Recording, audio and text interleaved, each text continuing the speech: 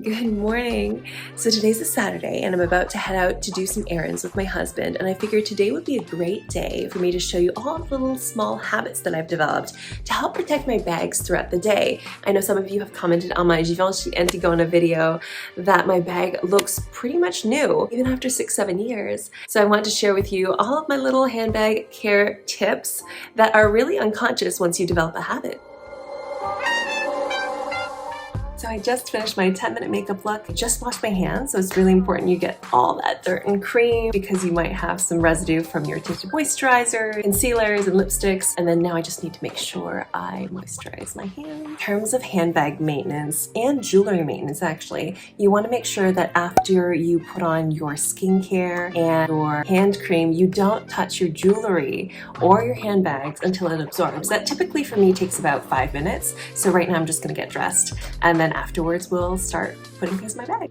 I typically try and check the weather before I leave the house just to make sure I'm bringing the right bag. For example, if it was a downpour, I'd bring my Longchamp bag, which is completely waterproof and very durable. However, I don't like to baby my bags too much. If it's a light rain, I don't mind bringing out my lambskin and leather bags as long as I wipe them quickly once I get out of the rain, just to make sure it doesn't absorb the moisture. Today's weather isn't too bad at all.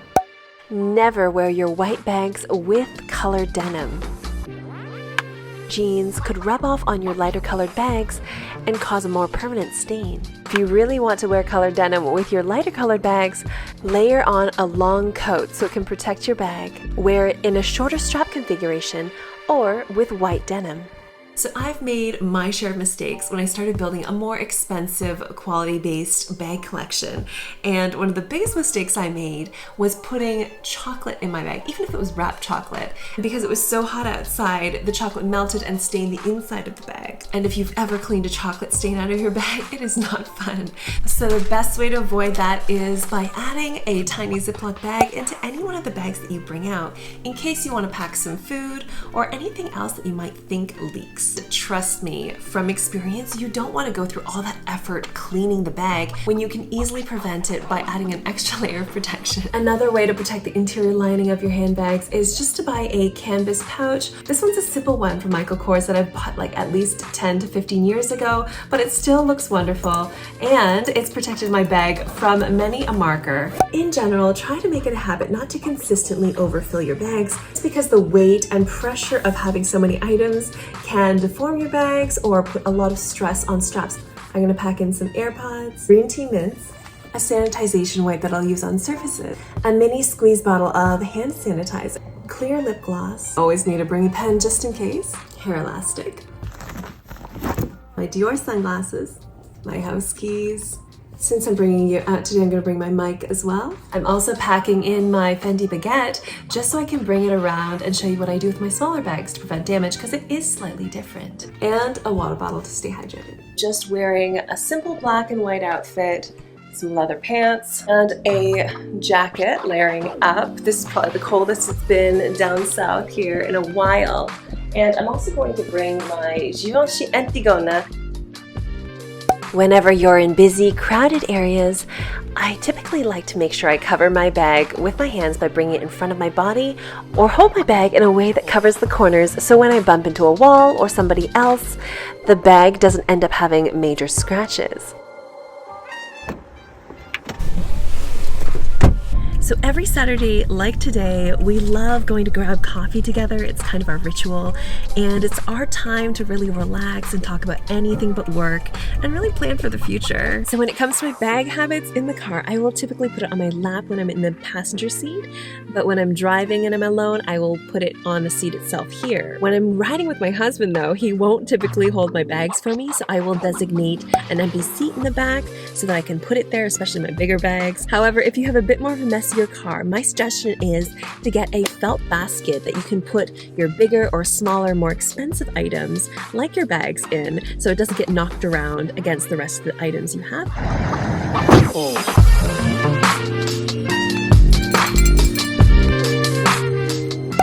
Whenever I'm in a restaurant or cafe, I typically take the time and grab a napkin to wipe down the surface before I put down my bag and before I sit down. I'll typically put my larger bags on a chair beside me, or I'll put it on the table away from any traffic. Technically, you could also put your bags on bag holders, but I don't tend to do that with my bigger bags because they are quite heavy and can create an indent on the straps of the bag. For smaller bags, I like to wear it crossbody, then cover it with my napkin to make sure no food gets on it. I'm gonna grab some groceries at Trader Joe's. That's why I typically bring a bigger bag when I do these errand days. He's actually both gluten and dairy free, but I find Trader Joe's has a lot of different options for him.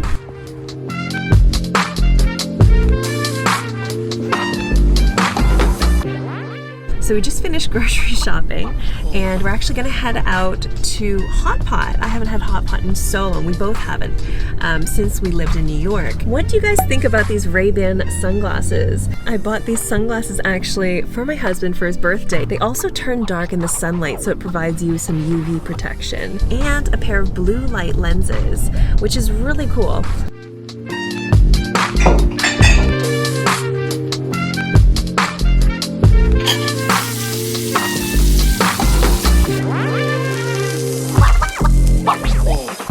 One thing you want to keep in mind when it comes to bringing more expensive bags into Hot Pot is that more delicate bags like lambskin can absorb the smell.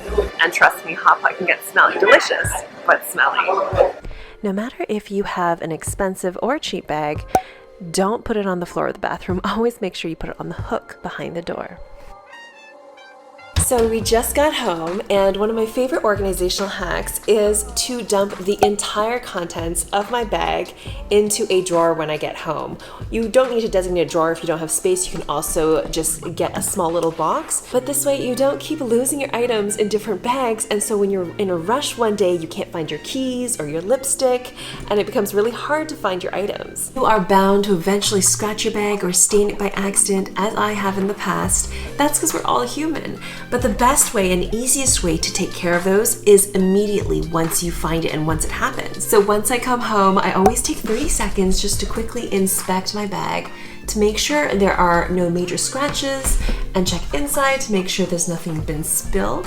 Now this habit is optional and I don't do it every day, but on a monthly basis or weekly basis, whenever I think of it, I'll just do a quick buff on the bag just to buff out any of the scratches, and this really helps renew the sheen on the bag and helps it stay in beautiful condition. This is especially good when it comes to lambskin. You can really buff out the scratches. Then when I put it away, I always detach any accessories. I don't have any keychains, but I would detach all your keychains and straps and tuck them inside the bag, because the straps itself can become deformed if you leave it outside, bending at weird angles. Did you know that the way you store your bags can cause your bags to misshapen or become discolored? Make sure when you put your bag away, put it in a well-ventilated area away from direct sunlight. You can either use white paper stuffing like this, or you can always fill it with white cotton shirts. That really helps to make sure you maintain the structure of the bag and it doesn't get misshapen. When it comes to very structured bags like this one, I don't stuff it.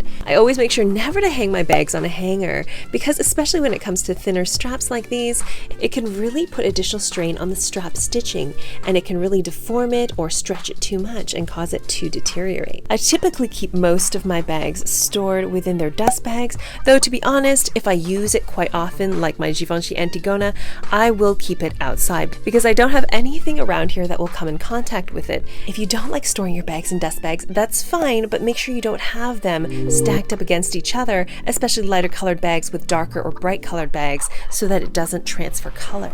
You might already be using some of these handbag care tips already, but if you haven't, or you're learning some new ones, don't be overwhelmed. Just save this video to your playlist and take 1 or 2 habits and adopt them every week, and eventually you've developed some really good habits that you no longer have to think about again. Because each bag has its own unique wear and tear issues, after you buy the bag, or even before you buy a bag, you want to watch some good in-depth reviews that go over what are the things you need to watch out for this bag. I really take that into account in all my in-depth review videos, which you can watch in this next playlist.